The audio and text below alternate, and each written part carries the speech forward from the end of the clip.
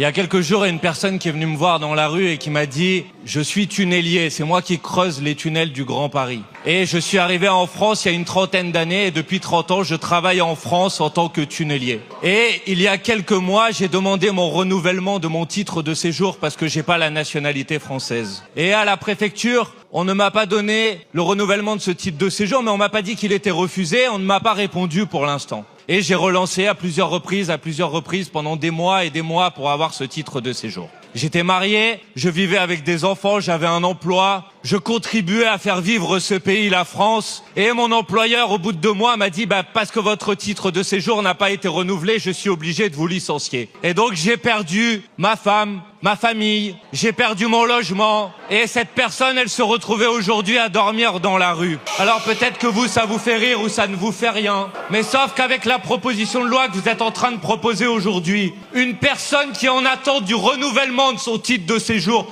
ne pourrait pas se marier parce qu'il n'aurait pas cette pièce à transmettre. Voilà la réalité. Alors la question que je vais vous poser, elle est simple. Combien de vies vous voulez briser avec votre proposition de loi ?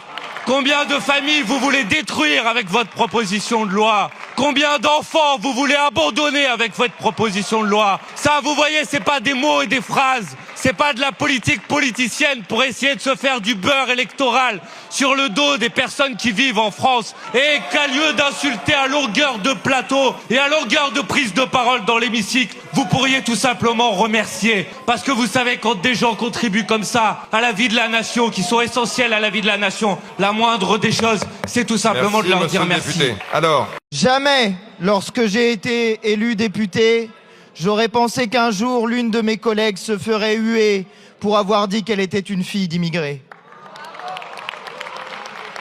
Madame Le Pen, vous dites vouloir expulser ceux qui sont une menace pour la République, mais la menace pour la République, c'est vous, Madame Le Pen.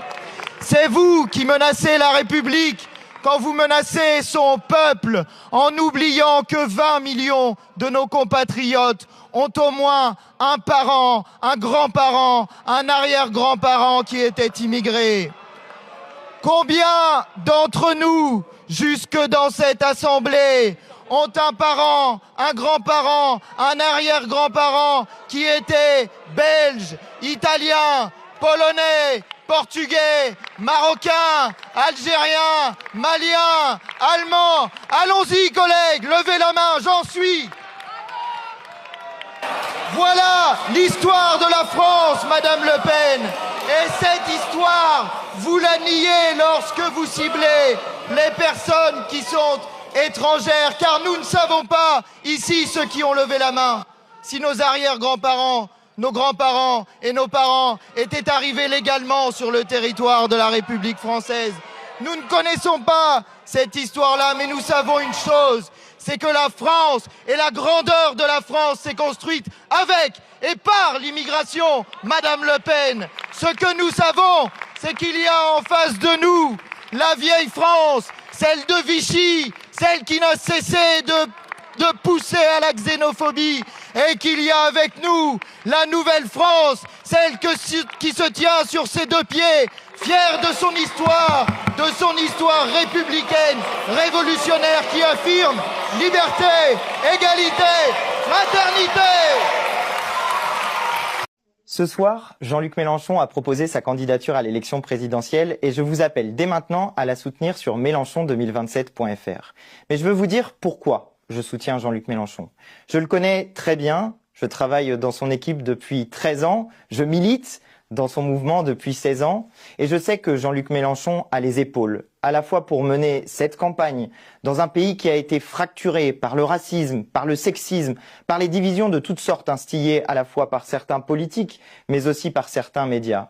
Il a donc la capacité d'une part à mener cette campagne, à la gagner, mais aussi et surtout à gouverner le pays. Oui, je le sais, Jean-Luc Mélenchon a les épaules pour gouverner la France dans un monde en crise. Un monde fait de guerres qui sont lancées par des puissants qui ne respectent aucune règle du droit international. Et nous avons fait la démonstration, avec Jean-Luc Mélenchon, mais pas seulement, que nous étions fermes, droits, fidèles à des positions de principe que nous savons défendre, quelles que soient les attaques qui pleuvent sur nous. Oui, la grande force de Jean-Luc Mélenchon, c'est d'abord d'être ce qu'il est, quelqu'un qui a tenu bon, quelqu'un qui a été droit dans toutes les batailles et dans toutes les difficultés, mais aussi quelqu'un qui a su construire une équipe dont vous connaissez désormais les visages et qui ont su, je crois, acquérir aussi votre confiance à ses côtés. Cette équipe, elle est nombreuse, déterminée, puissante et elle vous appelle, j'en fais partie, à soutenir la candidature de Jean-Luc Mélenchon pour l'élection présidentielle de 2027. Rendez-vous sur le site mélenchon2027.fr. Pensez à mettre un petit like, à partager la vidéo, un petit commentaire pour que la vidéo circule.